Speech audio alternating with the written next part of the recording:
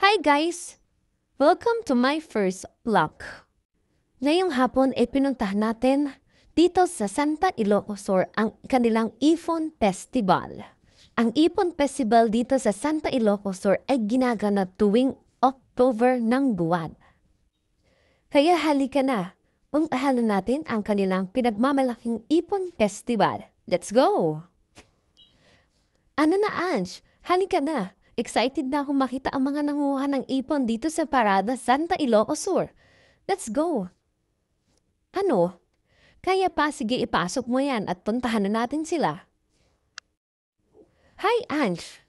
Hindi naman halatang excited ka dahil kumakanta-kanta ka pa dyan.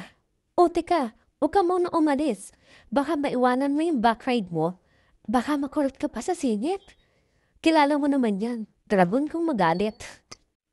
Oops! Kayong mga viewers, huwag niyo ako isusumbong ha. Baka mamaya mabatukan tao na ito.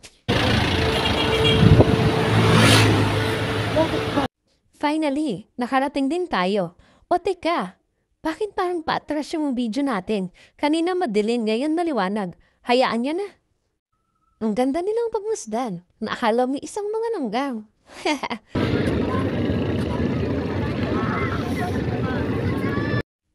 Oh, pagkatapos nilang makuha ang ipon sa dagat, dito nila dinadala at binabagsak, dito na rin nila binebenta. Kaya ano pang iniintay nyo? Pumunta na kayo dito sa Santa Ilocos Sur para makabili at matikman ang kanilang pinagmamalaki na ipon. O paano ba yan guys? Hanggang dito na lang ang video ko. Sana nagustuhan nyo. Follow and subscribe. Thank you. Bye-bye!